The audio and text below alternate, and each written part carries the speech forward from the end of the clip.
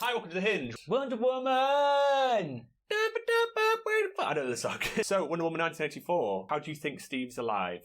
Is it Steve? I'm pretty sure it's called Steve, yeah. Well, I don't know how he looks so young. That's the big thing. It's obviously some sort of freezing or some sort of like super soldier serum or whatever. I think there was a lot of watches because I think he left stopping time. I think somehow. Also, she's kind of like a god, isn't she? Well, yeah, but like, so maybe can she just bring back people? Maybe his soul was somehow... Something must be trapped in the watch, because it showed the watch, and then he passes it like a Casio watch. I don't have a clue where they were in that, because it looked quite fancy. It looked like a fancy event, and then that's when they had the reunion. Yeah, and he's already got like his Adidas zip-up thing on that he's got from somewhere. Yeah, but it did look like they kind of tried to age him a little bit, which is what making me think that he's not completely time-stopped, because he didn't look the way he did in this one, the way he did, you know. Yeah, I think... if he does somehow come back, he'll probably maybe appeared somewhere miles away, like say 6 months earlier, and he's tried to find her or something. Yeah, so imagine if you were like, yeah, but he looks He looks like 10 years older.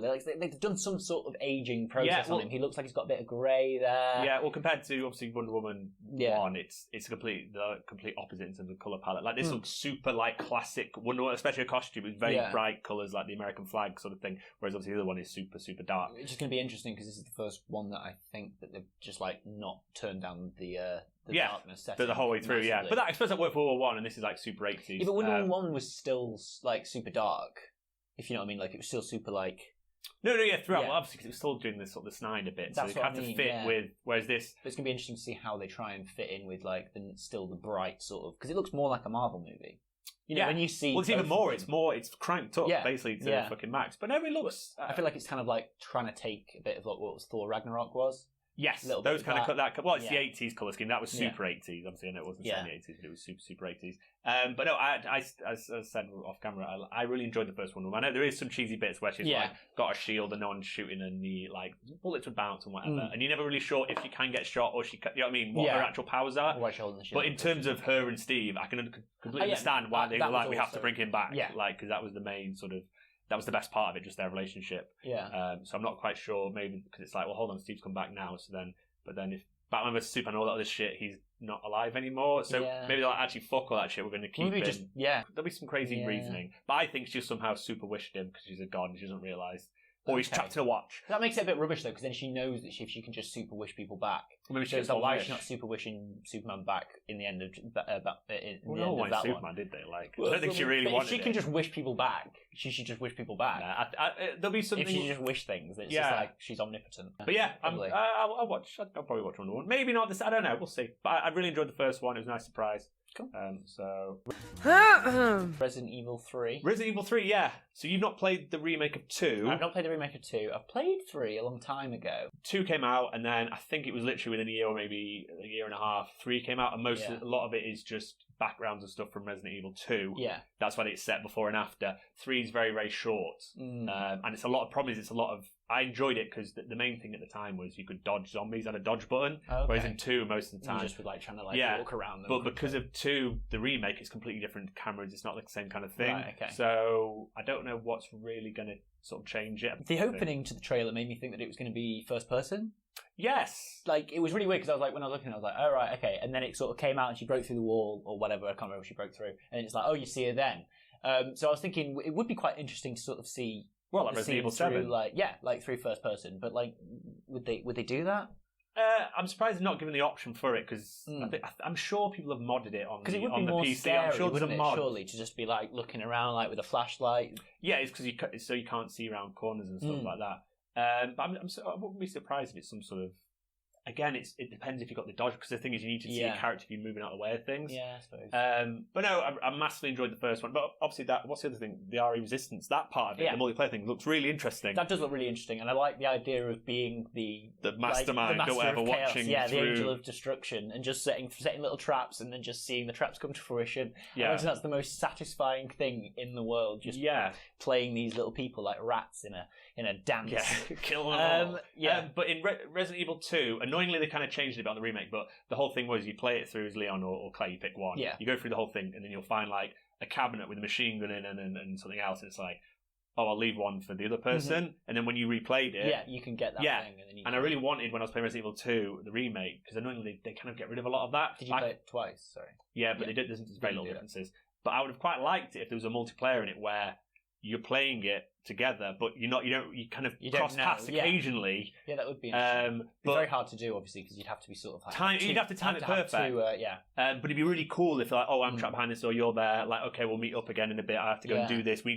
That kind of thing. So this is obviously it's not quite the same, but any sort of multiplayer, and then just having like a point where you get to it and it goes, you can't progress through this part until your friend progresses through this part. Yeah, and there was Resident Evil 5, which did have multiplayer the whole way through, but that was a bit shit because you were stood next to the whole time, and it's not that scary when you got someone watching your back the whole time. But I more mean you kind of you maybe separate. A couple of sections you're together, but most of the time. But no, it looks pretty good.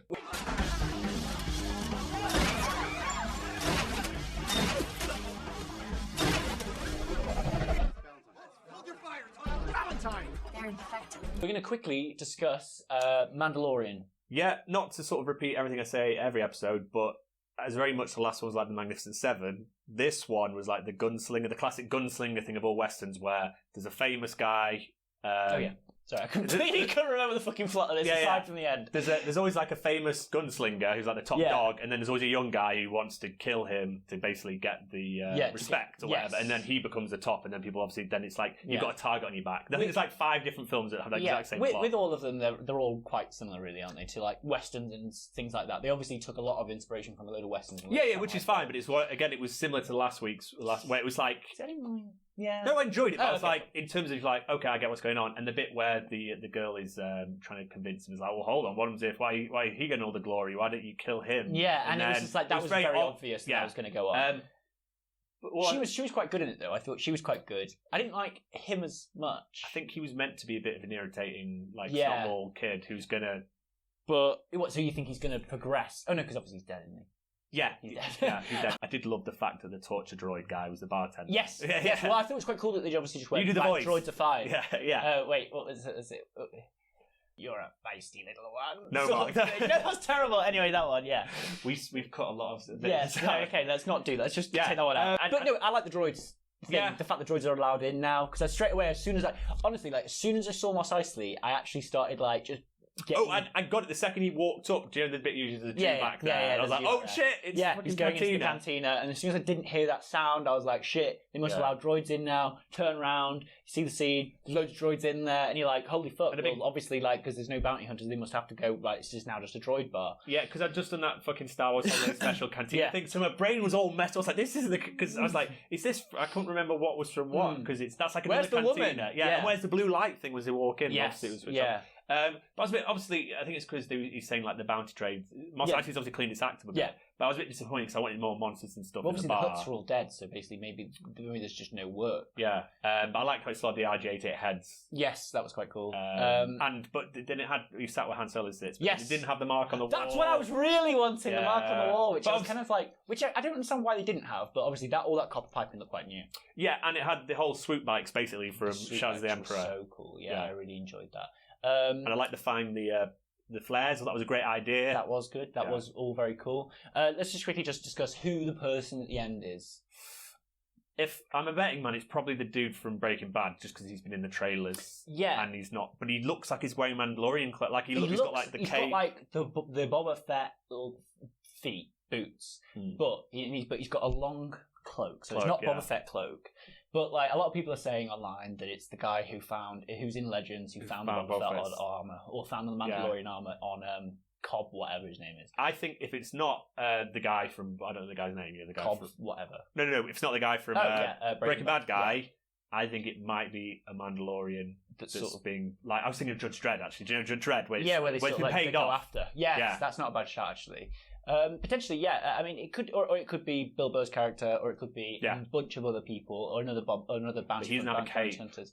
Well, but obviously, he might take a cape off. Because he might whip the cape off, and then he's got the guns underneath. But when I first saw it, I thought it was going to be like the big bounty, the big one, but the big Mandalorian friend. But he was his friend in the last one. Yeah. But that's what I instantly thought when I saw it. I was like, oh, who's this? I feel like the Mandos won't be bad guys against him, but maybe there might be someone that is like Boba Fett, like the person who takes the Boba Fett suit. But I don't know why he'd want to go after him, because if he did want to do the thing that he did in Legends, he's kind of like a good guy. He's like a sheriff kind of thing. Yeah, I've heard of the guy finding the suit, but I don't really know much about it. Again, I did enjoy the episode. I still love the first 3, really, to me, were like bang, bang, bang. And this I liked how it had the pit droids from episode 1. I was very happy with those guys. It had those. Yeah, that was interesting. Yeah. The thing is, it is doing so well at just tying things from like all the different. But not.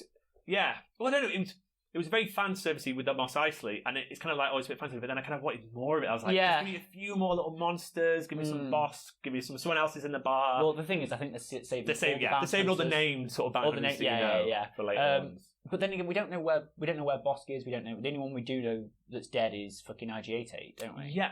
What was the ship at the start? I quite liked a bit of aerial combat because they've not had that. Oh yeah, no, that was interesting. But then he was dead. That was the same bounty hunter that was going after. So do you know where they found that bounty and they were like, he's a bounty hunter? And that one that was being pulled around with back, that was him because he was wearing the same outfit and he had the same sort of like clothes on. But it can't be him because he died. Oh yeah, no, he died. He exploded. Yeah, he did. I did quite like seeing the space. Yeah, that's what I mean. Actually, having a space battle. Like, I enjoyed the whole episode because as soon as the episode started, I was like, "Oh my god, space battle!" Yeah. And then as soon as it went into then he landed, and I was like, "Oh shit, he's been lost in space. We've never seen someone run out of fuel in space." Yeah, just floated around. And then he flicked some switches and obviously had some like reserve power fuel, which is obviously you would probably have. Yeah. And then I went to Tatooine. As soon as you found out it was going to Tatooine, I was like, "Oh yeah, shit! Oh my god, that's Mos Eisley! Oh my god, that's that!" And then oh my god, pod droids, loads and loads of little things. Every single little thing was just like so fan service. Actually, yeah, you're very right. But it was very fan service, but I was enjoying every single bit of it. I didn't care. I loved the woman. I thought the woman was actually really she was good. Very nice. Yeah, her relationship with Baby Yoda was good. I don't know. Baby Yoda is just the best thing ever. Yeah, I thought he was going to make I was hoping he was going to make Guy's head explode. You know, when they've got the gun point. He's holding the bell to like. I thought that might happen as well. Do something to him to like. But yeah, it's interesting because we've not actually seen Baby Yoda powers for a while, have we? Was only done it once. Has he only done it once? I feel like he might have done something else, but then again, he slept for a long time after that one, so maybe just takes it out of him too much.